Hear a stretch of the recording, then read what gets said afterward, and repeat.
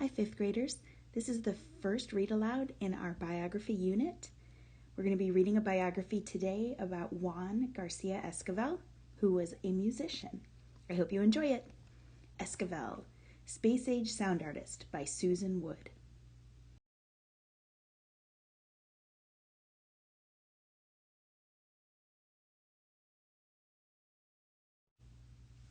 When Juan Garcia Esquivel was a small boy, he lived with his family in Tampico, Mexico, where whirling mariachi bands let out joyful yells as they stamped and strummed. By age 6, Juan was curious about music. There was a piano at Juan's house, but it was a player piano. A paper roll told it which keys to play. Clever Juan had an idea. He disabled the paper roll and turned his parents' jangly piano into one he could practice on. He played it day and night. By age 10, Juan was captivated by music. He loved to play piano, anytime, anywhere. Sometimes he'd disappear from home in search of an audience, and his family would have to go looking for him. They always found him in front of a piano. When Juan's family moved to Mexico City, the country's bustling capital, Juan found work playing piano at Mexico's first 24-hour radio station. He performed for 15 minutes each day and was paid 2 pesos a show, enough to buy a sandwich and a taxi ride home. He was just 14 years old. Juan started learning all he could on his own. No music teachers, lessons, or schools. Without traditional training in how musical notes went together, Juan focused instead on how sounds could be arranged. Finally, Juan felt ready to create his own music. So when, at age 17, he was offered the job of orchestra leader for a popular comedy show at the radio station, Juan gladly took it.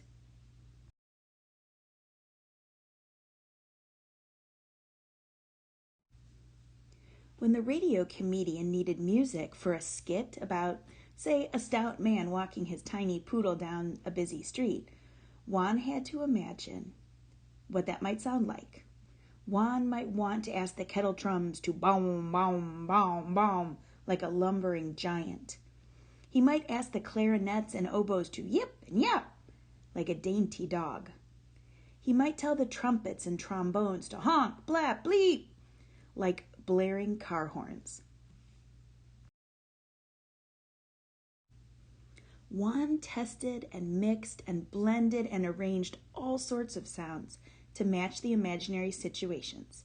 He was an artist, using dips and dabs of color to create a vivid landscape. But instead of paint, Juan used sound. Weird and wild sounds, strange and exciting sounds. Juan started experimenting with popular Mexican tunes. He tinkered with tempos, slowing down songs, then revving them up. He fiddled with dynamics, swapping soothing, soft sounds and startling loud sounds. He twisted chords and combined instruments to sound thrilling, dreamy, and often funny, because Juan liked music that made people laugh.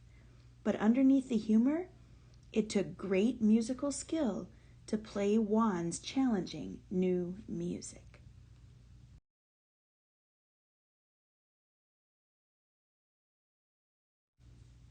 Nobody had ever heard music like Juan's. Soon he was winning awards. His songs were turned into records that people could buy in stores. Juan's innovative music could be heard on radios and record players all across Mexico.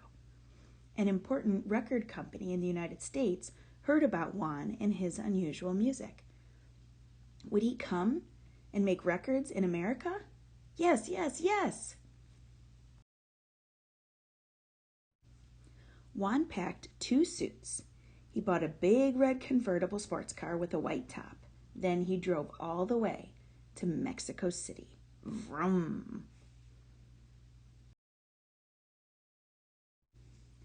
There, Juan found a music shop the size of a department store, with 3 entire floors full of strange and exotic instruments. He saw boobams, bamboo tubes that could play a tune, a spooky-sounding electrical instrument called a theremin, a bazimba, a kazoo-sounding contraption played with a mallet. The ondioline, an organ with a swaying keyboard, and even a gong. So many odd new sounds to play with. Juan was in heaven. The late 1950s and early 1960s was a great time to be recording music. Scientists had discovered a new process called stereophonics, or stereo for short. It separated sounds, so when you listened to a recording, music could seem to come from the left side, the right side, or both sides at once. For sound artist Juan, stereo was yet another exciting color for his musical palette. To make good stereo recording, instruments needed to be kept apart while they were recorded. That way, the brap of the horns wouldn't get mixed in with the wee-dee-wee of the flutes. Most conductors use curtains or screens or special booths to separate the instruments. That wasn't enough for Juan. Once he put half his orchestra in one recording studio and the other half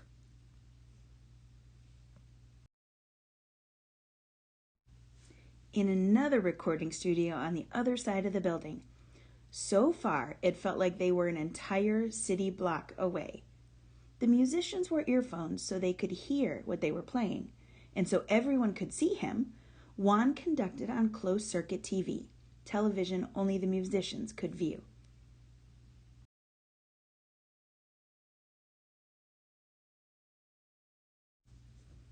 Juan had one more sonic trick up his sleeve. He brought in singers.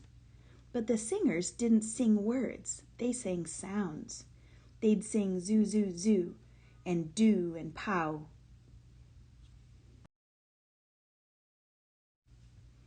On Juan's quirky versions of popular songs, he'd replace the lyrics everyone knew with the singers' fun, flashy sounds. Loo, loo, loo, and rah, rah, rah, ree.